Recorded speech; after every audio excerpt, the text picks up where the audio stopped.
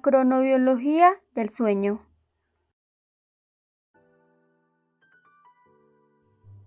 Antiguamente, al sueño se le consideraba como un estado periódico de inexistencia, como un símil de la muerte. Sin embargo, sabemos ahora que el sueño, especialmente en el ser humano y también en muchos animales, no constituye una fase estática y pasiva, una caída en la inactividad, sino una transmisión inducida positivamente, a menudo con intensa actividad de algunas funciones somáticas, endocrinas y psíquicas. Este cambio se debe en gran medida al avance y convergencia de diferentes estudios neurofisiológicos, bioquímicos y farmacológicos, que demuestran claramente que el sueño no se debe a un estado de inactividad. Para la gran mayoría de científicos, el sueño tiene como función la reparación o restauración de un equilibrio metabólico perdido durante el día a través de trabajo físico y mental. Para algunos, el dormir sirve para desechar sustancias nocivas acumuladas por la actividad metabólica del organismo. Para otros, el sueño tiene una función reparadora de las energías perdidas. Otros más piensan que dormimos obedeciendo a un proceso instintivo de alto valor adaptativo. Otros hay incluso que creen erróneamente que el sueño no sirve para nada y que es algo así como un apéndice que nos ha legado el desarrollo filogenético. Otros científicos han postulado teorías aplicadas específicamente al sueño paradójico, que es, por otra parte, el que más exhaustivamente se ha estudiado. Hay quienes sugieren que el sueño paradójico, debido al gran índice de actividad nerviosa que demuestra, sirve para la autoestimulación de ciertas estructuras nerviosas para evitar así su atrofia por inactividad, argumentando que la cantidad de sueño paradójico es mayor durante el desarrollo o maduración cerebral. Con ello, la actividad neuronal ayuda a dicho desarrollo. Usualmente existe una confusión sobre la definición del sueño. Por ejemplo, en las neurociencias se lo concibe como una conducta, a diferencia de lo que se entiende en la psicología general, en la que se la entiende al sueño más como un estado de conciencia y no como una conducta, y es comprensible, porque el sueño es una conducta relacionada con la conciencia, la atención, la memoria y la concentración. La conducta del sueño es la más evidente de nuestros ritmos biológicos internos. Se manifiesta como un ciclo que varía entre el sueño y la vigilia, sin que esta división entre el sueño y el despertar se establezca de manera absoluta. Pese a los avances científicos que permiten estudiar el sueño, aún no está clara su naturaleza y su función. Por eso es que resulta difícil determinar el número de horas de sueño y un patrón determinado de sueño que sea fijo para el ser humano, ya que las horas que se emplean para dormir son variables en las distintas fases del sueño y a lo largo de las distintas edades de la persona. Todos los seres vivos necesitan la alternancia del sueño de periodos de actividad y reposo. Se ha determinado, incluso en los animales unicelulares, unos periodos de inmovilidad relacionada con el reposo, que equivale a un periodo de sueño. Claro está que esos estudios se han estudiado solo en una minoría de especies, por lo que sus conclusiones no se pueden generalizar. Se ha relacionado la conducta del sueño durante la fase en que se duermen con un estado de inconsciencia, pero de acuerdo a las investigaciones se sabe que durante esta fase hay mucha actividad mental en la cual, aún dormido, el individuo mantiene un estado de conciencia, si bien diferente a la vigilia, pero que, cuando despierta, es capaz de dar cuenta de lo que estaba soñando. La conducta del sueño es un estado de inconsciencia reversible si se estimula a la persona de manera adecuada para que despierte, a diferencia del coma de otros estados de inconsciencia inducida, tal como sucede en la anestesia general o la hipnosis. Además, es periódico y espontáneo. Sucede por lo general bajo ciertas condiciones variables para distintas especies. Por ejemplo, para que se presente el sueño en el hombre, este busca ambientes y posturas adecuadas, mientras que en los animales hay quienes duermen de pie o hasta con los ojos abiertos, siendo la característica en todos los seres vivos la disminución de la reactividad al medio y cambios en la actividad motora. Importancia del sueño. El sueño es un proceso fisiológico fascinante. La investigación sobre la biología del sueño deja cada vez más claro que el sueño es un proceso de vital importancia para la salud integral, para el óptimo funcionamiento físico y mental del ser humano. En la población mundial actualmente se está haciendo la reducción del tiempo total del sueño, lo cual se ha reflejado en el incremento de trastornos del sueño, dificultad de aprendizaje y memoria. En un estudio efectuado en Sao Paulo, Brasil, se halló que un tercio de la población general padecía apnea obstructiva del sueño. La evaluación objetiva mediante la polisomnografía, vigilada por personal técnico especializado nivel 1 de la clasificación de la Academia Americana de Medicina del Sueño, es actualmente el estándar de referencia para el diagnóstico de la apnea obstructiva del sueño. Sin embargo, se han desarrollado dispositivos portátiles para registrar parámetros de sueño sin supervisión técnica en tiempo real, clasificados como estudios de nivel 2, describiéndose en ellos una buena calidad de las señales neurológicas y respiratorias con adecuada correlación con parámetros fisiológicos cuando se compararon en el laboratorio de sueño y registros obtenidos en el domicilio del paciente. La eficiencia del sueño relaciona el tiempo total de sueño con el tiempo pasado en la cama. Varias publicaciones hacen referencia a que la calidad de sueño sería menor en el laboratorio de sueño comparada con resultados de polisomnografía nivel 2 en el domicilio, mostrando menor eficiencia del sueño, menor porcentaje de etapa de sueño REM y aumento de microdespertares, no hallándose diferencias en cuanto a la estimación del índice de apneas e hipopneas por hora de sueño. Sin embargo, es escaso el conocimiento actual sobre la eficiencia de sueño y calidad de la polisomnografía realizada en la planta de internación de un hospital general, donde la prevalencia de apnea obstructiva del sueño podría ser notoriamente mayor que en la población general. Los pacientes ambulatorios concurrieron a la unidad de sueño a un estudio nocturno entre 10:30 y 6:30. Se utilizó una habitación acondicionada fuera de la planta ordinaria de internación. Se instruyó a los pacientes ambulatorios a no modificar sus hábitos de alimentación o medicación antes de la prueba de sueño.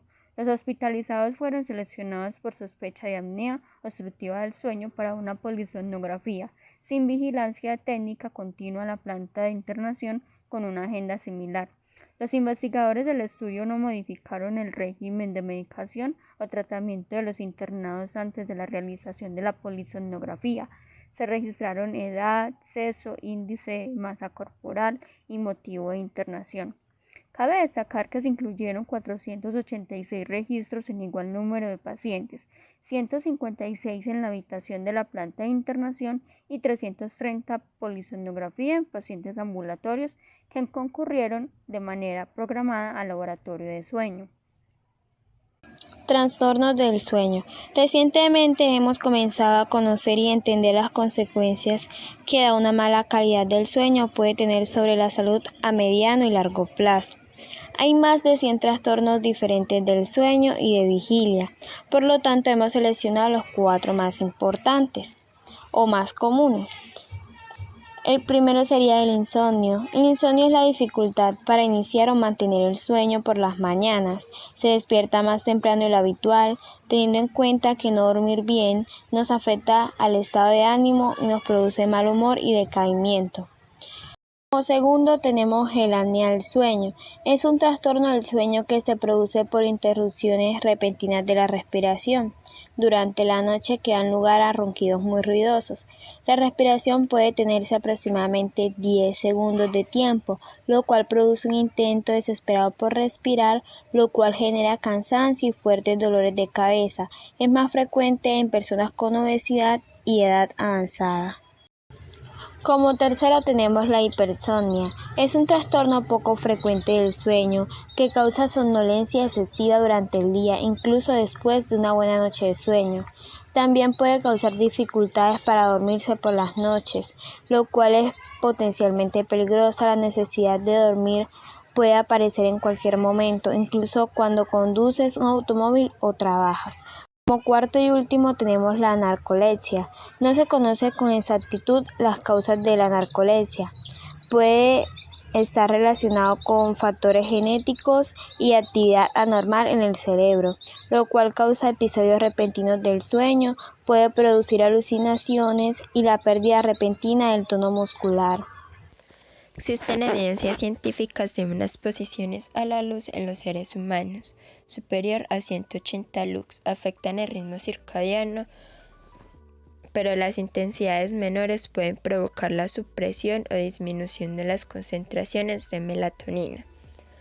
Las cantidades mínimas de iluminación requeridas para realizar trabajo nocturno están en el orden de 320 lux, lo que indica que los trabajadores nocturnos están expuestos a una intensidad de luz por encima de las que pueden generar alteración de ritmo circadiano, lo que usualmente se ha demostrado con estudios epidemiológicos, con la aparición de varios problemas de salud, tales como trastornos metabólicos, obesidad, hipertensión arterial, incremento de niveles de colesterol y algunas enfermedades cancerosas.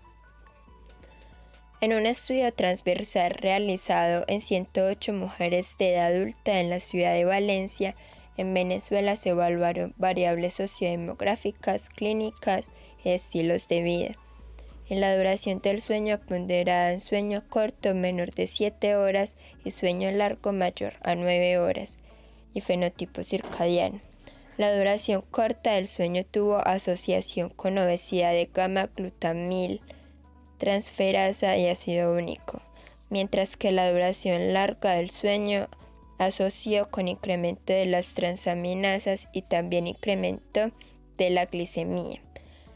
El cronotipo matutino presentó asociación con incremento de la tensión arterial y síndrome metabólico. La duración corta del sueño del cronotipo matutino presentaron asociación con elevado riesgo cardiometabólico. Cuando el ritmo circadiano es desequilibrado por avance de fases, disminuye la secreción de cortisol, disminuye la oxidación de proteínas, mientras que las concentraciones de insulina y la oxidación de carbohidratos aumentan, aunque no afecten el gasto energético y el sueño. Algunos estudios han propuesto que la deceleración cardíaca por desincronización por exposición a la luz altera diferentes rutas endocrinas y autónomas que participan en la regulación de nutrientes y almacenamiento de energía, lo que reduce la tolerancia a la glucosa postprandial y el consumo de glucosa con el consecuente incremento de la glicemia basal, ácidos grasos libres y tejido adiposo, que pueden provocar síndrome metabólico y obesidad. Para continuar, hablaremos de los sistemas del cuerpo humano, más específicamente la relación que tiene el sueño con 3 de estos sistemas: el sueño y el sistema inmunológico. La dificultad para dormir debilita el sistema inmune, forzando los órganos y exponiendo al individuo a un mayor riesgo de contraer enfermedades. Además, incide en la fatiga del trabajo diario, disminuye la concentración y es causa de la cefalea, astralgias y depresión.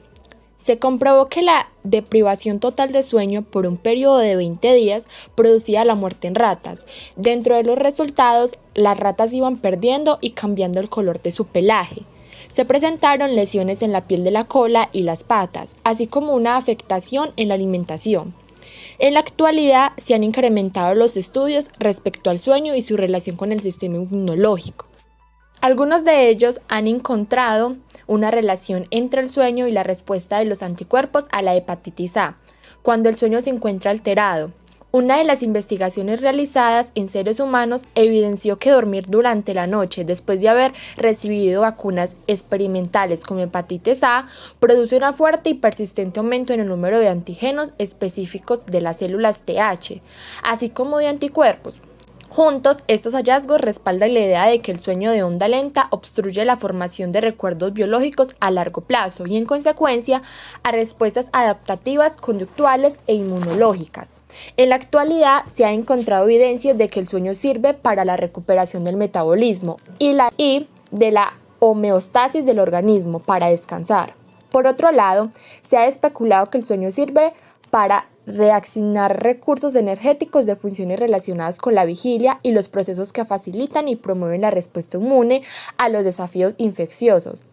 El movimiento nocturno de las células inmunes fuera del sistema circulatorio y posiblemente a los ganglios linfáticos permite que las células T y B tengan la primera expansión a antígenos extraños y se active la respuesta inmune adaptativa. Patel et al. Demostraron que tanto la reducción como la prolongación durante el sueño se asocian con mayor riesgo de padecer infecciones severas, como por ejemplo neumonía. La reducción del sueño entre 4 a 5 horas por noche tiene efectos adversos, entre los que se incluyen daño al estado neurocognitivo, el estado de ánimo y el metabolismo. Otros autores sugieren que el sueño reducido incrementa el riesgo de presentar aterosclerosis y enfermedades del corazón, resistencia a la insulina, obesidad y enfermedades cardiometabólicas, así como accidentes en el trabajo. Acorde con lo anterior, se puede decir que el sueño resulta esencial para la homeostasis del organismo. Siguiendo con esto, el sueño y el sistema cardiovascular. Durante el sueño NREM, la frecuencia cardíaca, respiratoria y la presión arterial caen a niveles por debajo de los presentados durante el día. A diferencia del sueño REM, etapa en la que la presión arterial y la frecuencia cardíaca fluctúan. Al despertar, independientemente del periodo, tanto la frecuencia cardíaca como la presión arterial aumentan. De acuerdo a las investigaciones realizadas, las personas que padecen de SAOS suelen presentar frecuencias altas de enfermedad coronaria. Asimismo, el SAOS puede causar otros eventos fisiopatológicos en el sistema cardiovascular, como reducción en la liberación de oxígeno al miocardio, incremento en la demanda de oxígeno, isquemia miocárdica nocturna, edema pulmonar nocturno, hipertrofia del ventrículo izquierdo, disfunción izquierda e insuficiencia cardíaca. El sueño y el sistema endocrino. De acuerdo a la información con la que contamos en la actualidad, la falta de sueño trae consigo alteraciones a nivel metabólico y endocrino. Por ejemplo, tenemos una disminución de la tolerancia a la glucosa, el aumento del nivel de glerina y disminución de los niveles de leptina, elevación de los niveles de cortisol y una disminución de la hormona estimulante de los tiroides. Un reciente estudio realizado por Agüero y Haro para determinar si es que existe una asociación entre la deprivación del sueño nocturno durante la semana y el fin de semana, los hábitos alimentarios y la actividad física en el estado nutricional en niños, se concluyó que sí existe una asociación entre menos horas de sueño e incremento del riesgo de sobrepeso y obesidad. Cabe mencionar que al tratarse de un estudio transversal no se puede hablar de la casualidad, por lo que se recomienda un estudio longitudinal y de intervención para determinar si es que existe un efecto de mejora del estado nutricional cuando hay una adecuada higiene del sueño.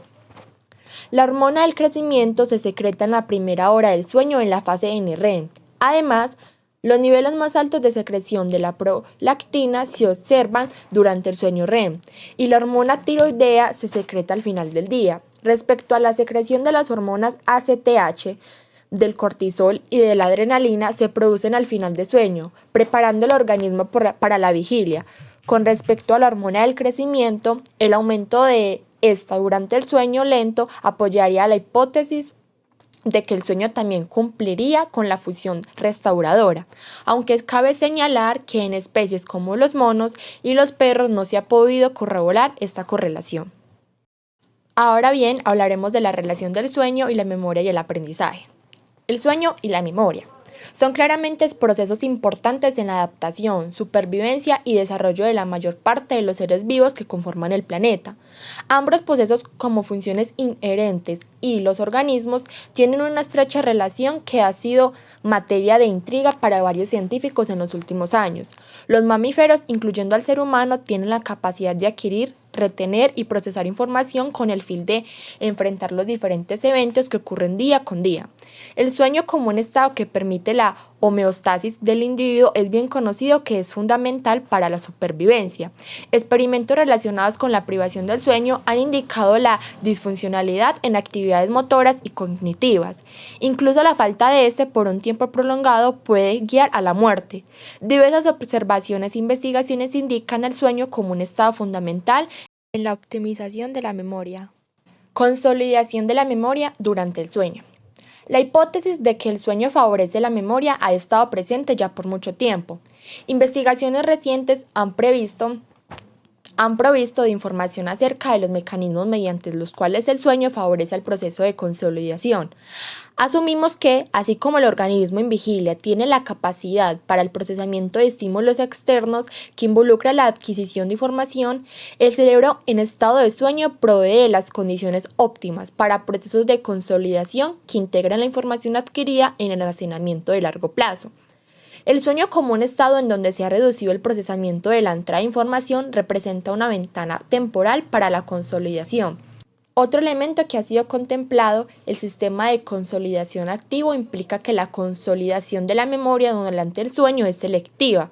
Es bastante improbable que la consolidación fortalezca las huellas de las memorias adquiridas recientemente y sus conexiones sinápticas a nivel global, porque tanto global y el fortalecimiento no selectivo, inevitablemente producirá un sistema desbordante. En apoyo de esta noción, un creciente cuerpo de experimentos indica que dormir no beneficia igualmente a todos recuerdos, aunque los mecanismos actualmente no se entiendan bien. Influencia de las fases del sueño en la consolidación de memoria. Estudios diversos en animales, humanos y no humanos han tratado de dilucidar si las diferentes facetas del sueño tienen diferentes roles en la consolidación de la memoria. Se ha centrado la atención principalmente en sueño REM y las consecuencias de su privación por algunos protocolos que tienen amplias limitaciones como despertares continuos que provocan estrés afectando la fusión de memoria o algunas aplicaciones farmacológicas que tienen efectos directos en las conexiones sinápticas. Algunos estudios realizados en ratas indican que la privación del sueño REM es solo efectivo en periodos específicos después del aprendizaje, denominados como ventanas del sueño REM. Durante el sueño, después del aprendizaje, se da un incremento de la cantidad e intensidad del sueño REM. Esto ocurre varias horas después, incluso días de la adquisición, dependiente de la tarea y la cantidad de entrenamientos. Además, la memoria está debilitada si la privación coincide con estos periodos. Las tareas generalmente están cargadas de cuestiones emocionales. Hay evidencia del sueño REM beneficiando la consolidación de aspectos emocionales de la memoria. Estudios en humanos han buscado la comparación de los efectos de la consolidación entre periodos de sueño con diferentes proporciones de sol y MOR. En los humanos, sol y REM denominan en la primera parte de la noche y en la última parte respectivamente sol. Sol en la etapa temprana del sueño consistentemente tiene beneficios en la consolidación de memorias declarativas, mientras que en REM se observa un mejor proceso de consolidación de memorias implícitas. Este estudio es consciente con la hipótesis del proceso dual, que aunque Sol facilita la memoria declarativa, que es dependiente del hipocampo, y que REM es independiente a hipocampo. Otros estudios han demostrado que Sol puede estar implicado en el mejoramiento de la memoria no declarativa y que también MOR puede mejorar la memoria declarativa. Para completar, exploraremos qué ocurre en el cerebro durante la vigilia. Este se regula mediante neurotransmisores cerebrales y a través de ritmos biológicos intrínsecos de carácter periódico, que también se le podría llamar ritmo circadiano, que se manifiestan con intervalos de 24 horas y que regulan el ciclo vigilia-sueño. La exposición a la luz artificial por la noche, así como el acelerado ritmo de la vida moderna, contribuye al aumento de la prevalencia de los trastornos de sueño, que podrían afectar las funciones cognitivas mediante diversos mecanismos fisiopatológicos en diferentes periodos etarios, en especial en niños pequeños y en adultos mayores. El ciclo del día y la noche, lo que en los seres humanos se ha denominado ritmo circadiano o sistema circadiano, a través del empleo de la luz natural del sol para desarrollar las diversas actividades de la vida diaria y la oscuridad de la noche para descansar con una duración aproximada de 24 horas, lo que regula nuestro reloj interno, con la finalidad de poder estudiar de manera estandarizada el periodo de tiempo en que dormimos. Se realiza el procedimiento diagnóstico denominado polisomnografía o estudio del sueño, en el que una persona pasa toda una noche en un ambiente diseñado especialmente para tal fin laboratorio de sueño. en el que mediante una serie de electrodos y sensores colocados en diferentes partes del cuerpo, se registran diferentes variables electrofisiológicas, como electroencefalograma, electroculograma, electromiografía de mentón y miembros inferiores, flujo respiratorio, oximetría, posición corporal, entre otros. Todas estas variables permiten los estadios del sueño. Fase 1 o de sueño superficial con actividad cerebral con patrón alfa combinado con teta de baja amplitud. Fase 2 de sueño en que se presenta un bloqueo del ingreso de la información sensorial con actividad cerebral predominante teta y con presencia de los usos de sueño y los complejos K. Fase 3. Se evidencia un sueño profundo con actividad cerebral delta y marcada disminución del tono muscular. Fase REM con actividad cerebral teta de baja amplitud y atonía muscular. En las fases 3 y REM es cuando se producen las ensoñaciones.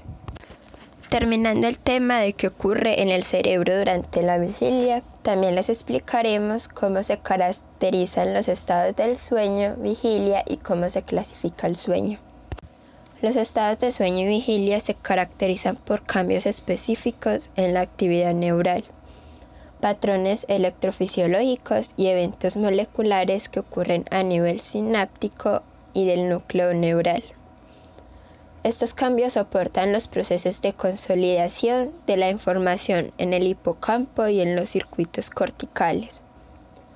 Adicionalmente, la interacción entre el hipocampo y la corteza prefrontal durante el sueño contribuye al depósito a largo plazo de la información obtenida, para ser utilizada posteriormente.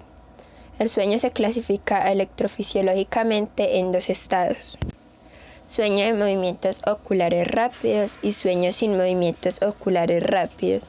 También se le dice sueño de ondas lentas o sueño sincronizado.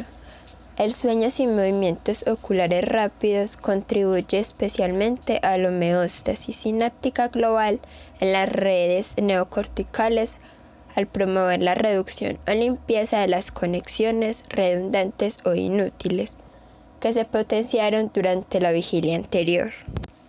El sueño sin movimientos oculares rápidos apoya la consolidación de memoria episódica dependiente del hipocampo al incrementar la conectividad sináptica a este nivel. Dos tipos de actividad eléctrica son importantes en este periodo del sueño: las ondas lentas y los usos del sueño. Son estos dos fenómenos eléctricos, también fundamentales en los procesos de aprendizaje y han sido ampliamente correlacionados en procesos madurativos y de aprendizaje. Las ondas lentas se presentan como oscilaciones cíclicas a una frecuencia de 0.5 a 4 veces por segundo. Regula la actividad de las neuronas de la corteza cerebral. Su frecuencia disminuye en la medida en que su amplitud aumenta al hacerse el sueño más profundo. Los usos de sueño o ritmo sigma, que son medidos por electroencefalograma como ráfagas de actividad eléctrica en el rango de 10 a 15 onzas. Se caracterizan por su morfología que les da su nombre y su carácter oscilatorio. Su aparición define el inicio del estado 2 del sueño sin movimientos oculares rápidos y representa el momento en que se produce una desconexión del medio ambiente, modulando la influencia de los estímulos externos. Los usos de sueño son muy estables noche tras noche en cada individuo y su morfología, y patrón oscilatorio han sido usados como marcadores de desarrollo, porque cambio en las propiedades de los usos de sueño pueden ser seguidos longitudinalmente a lo largo de la vida del individuo. Además, juegan un papel fundamental en la plasticidad sináptica dependiente del sueño y en la consolidación de la memoria. Se origina en el núcleo reticular del tálamo estructura cerebral que está compuesta de neuronas GABA que se proyectan a neuronas talámicas glutaminérgicas que a su vez se proyectan a la corteza cerebral. De esta manera, el núcleo reticular del tálamo sirve como una puerta de entrada para toda la información que es distribuida virtualmente a todas las partes del cerebro. Estos usos de sueño tienen su propio ritmo de recurrencia, ocurriendo aproximadamente cada 5 segundos de intervalo, y a su vez coordinan las ondas agudas en el hipocampo, las cuales se correlacionan con la generación de memorias a nivel del hipocampo. De esta manera, estas ondas lentas asumen el papel de directores de orquesta, coordinando el ritmo y las oscilaciones entre los usos de sueño y las ondas agudas del hipocampo. El complejo proceso de sinergismo, entre otras oscilaciones, determina no solo la activación de la memoria, sino también las conexiones entre neuronas que permiten afianzar y potencializar los depósitos de información. La actividad de las conexiones neuronales entre el hipocampo y la corteza cerebral promueven los procesos de consolidación de la memoria. Estos fenómenos se llevan a cabo integrando la información nuevamente adquirida con aquella información previamente consolidada o depositada en los mecanismos neurales. Un proceso de selección e integración de la información selectivamente se lleva a cabo para hacer esta información más eficiente. Por su parte, el sueño-movimiento ocular rápido parece tener un papel fundamental en el desarrollo normal. Asimismo, durante el sueño-movimiento ocular rápido, la amígdala y el sistema límbico se activan especialmente, por lo cual se ha sugerido que este estudio de sueño se asocia especialmente con memorias de tipo emocional. El aumento de la actividad frontotálamo-cortical que se observa durante el sueño-movimiento ocular rápido se parece ser el resultado de la estimulación neuronal endógena necesaria para estabilizar conexiones sinápticas duraderas mediante mecanismos de selección, de eliminación de conexiones redundantes y preservación de aquellas más efectivas. Este periodo de sueño-movimientos oculares rápidos se origina en el tallo cerebral y se caracteriza por su abundancia de las neurotransmisoras acetilicona, combinado con una ausencia casi completa de neurotransmisores monoatómicos como histamina, serotonina y noradrenalina. Las demandas metabólicas cerebrales durante el sueño-movimiento ocular rápido son equivalentes o exceden las presentes durante la vigilia, comparadas con solo el 40% menos en el sueño sin movimientos oculares rápidos. Esta etapa del sueño se considera un periodo privilegiado para los fenómenos de plasticidad cerebral y fundamental en la configuración sináptica del cerebro en desarrollo. ¿Qué tratamientos hay para el insomnio y la apnea del sueño? El tratamiento del insomnio, primero que todo, debe basarse en su origen, su variedad o su duración, ya que la mayoría de estos episodios son secundarios de alguna enfermedad. La clave del tratamiento está en resolver dicha causa.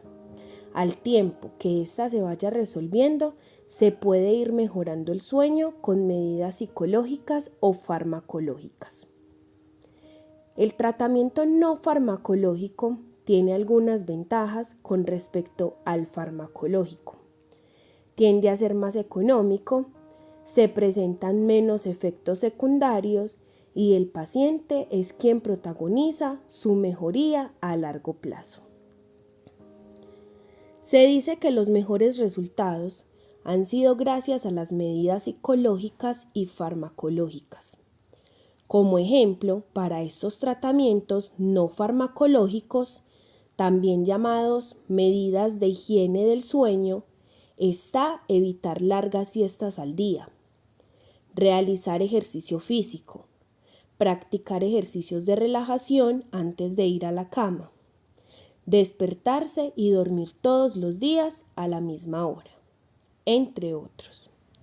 A su vez, podemos encontrar tratamientos farmacológicos que son los que se han venido utilizando desde la antigüedad, que consisten en utilizar sustancias químicas obtenidas de las plantas como lo es la valeriana, la pasiflora o los opioides.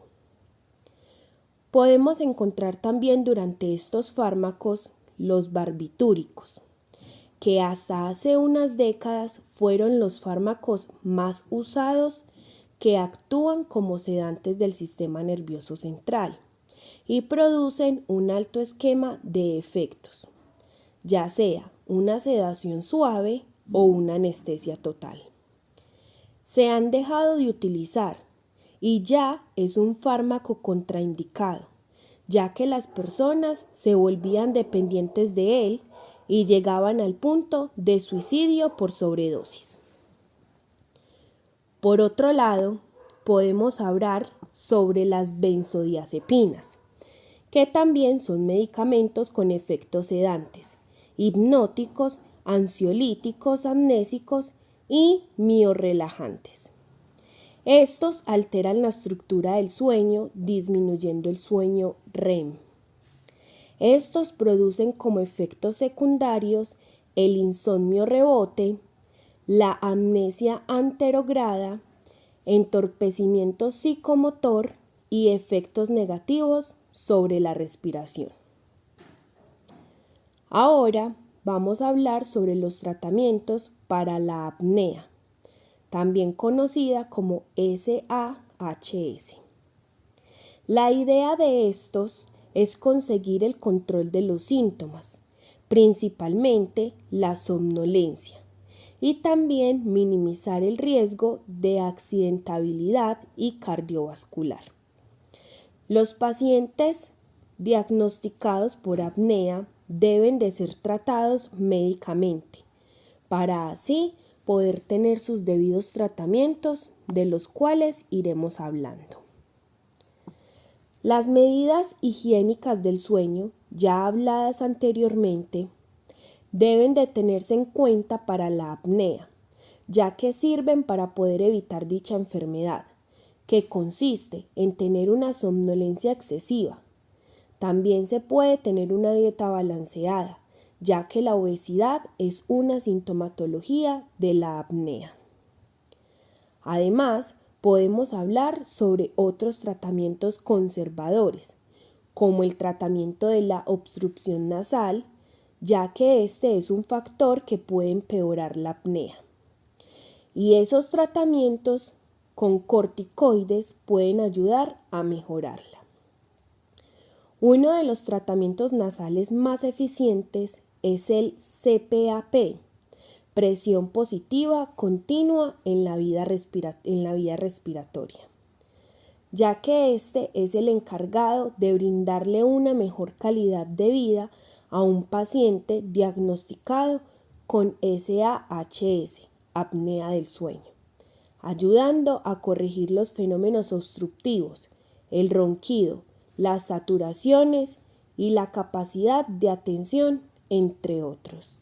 Continuaremos con el siguiente tema. Pero antes hablaremos sobre un estudio observacional de corte transversal, prospectivo y analítico, que evaluó a adultos trabajadores del sector de la salud adscritos a un hospital general público de segundo nivel de atención, que brinda servicios médicos de 4 especialidades: medicina interna, cirugía general, pediatría y ginecobstetricia, además de consulta externa, internamiento hospitalario y atención de urgencias. Un total de 60 adultos profesionales de la salud adscritos a un hospital público de segundo nivel, ubicado en la ciudad de León, Guanajuato, México, dieron su consentimiento para participar en este estudio. Se incluyeron participantes de diferentes profesiones: enfermería, medicina, nutrición y personal camillero, quienes desempeñaban su labor en los 3 turnos manejados por la institución. El muestreo fue no probabilístico por simple disponibilidad. Incluyó a 20 participantes de cada turno, matutino, vespertino y nocturno. Se estimó el tamaño muestral con un riesgo alfa del 5% y una potencial del 80%, tomando un 42.3% como proporción de referencia para sobrepeso y obesidad en trabajadores sanitarios expuestos a turnicidad. Los criterios de inclusión fueron edad entre los 20 y los 60 años, ser personal con base o contrato adscrito a la institución y laborar únicamente en un turno, matutino, vespertino o nocturno. Los criterios de no inclusión: mujeres embarazadas y personal que tuvieran un plan de alimentación para control de peso o aumento de masa muscular durante el estudio. A los profesionales interesados en participar se les otorgó la información escrita sobre la naturaleza del estudio y firmaron un documento de consentimiento informado previo al comienzo de la investigación. El estudio se rigió por las normas éticas de la Declaración de Helsinki y el reglamento de la Ley General de Salud en materia de investigación para la salud en México, que fue revisado y aprobado por el Comité de Ética para la Investigación del Hospital. A efectos de medir la calidad del sueño y sus alteraciones en el último mes, se aplicó el Índice de Calidad de Sueño de Pittsburgh, instrumento estandarizado que permite distinguir entre los buenos y los malos dormidores. El cuestionario está compuesto por 24 ítems, 19 contestados por el propio sujeto y 5 por su compañero de cama o habitación. Se asignó la calidad del sueño de acuerdo con la puntuación obtenida, clasificando a partir del punto de corte 5 como mala calidad de sueño, 6-11 como pérdida moderada de la calidad del sueño y más de 11 como mala calidad de sueño. ¿Por qué soñamos durante el sueño? Una de las incógnitas que se pueden presentar son: ¿por qué soñamos? ¿Qué significa lo que soñamos? Hace muchos años, en siglos pasados, según investigaciones, hubo un médico psiquiatra y psicoanalista llamado Hernán Santa Cruz, que decía que las personas soñamos porque necesitamos realizar algunos deseos que están en nuestro inconsciente. Esta interpretación se puede dar a la realización de los deseos o episodios que nos hayan ocurrido durante el día. También se dice que para Freud, los sueños son las situaciones que deseamos repetidamente y no las hemos podido cumplir, por lo que dice que son emociones enterradas en la superficie del subconsciente, las cuales salen a la luz durante la fase REM, Rapid Eye Movement. Hubo unos psiquiatras como Alan Hobson y Robert McCarley que no estuvieron de acuerdo con la teoría de Freud y decían que los sueños no tenían significados ocultos. Por lo contrario, eran transparentes durante dicha fase.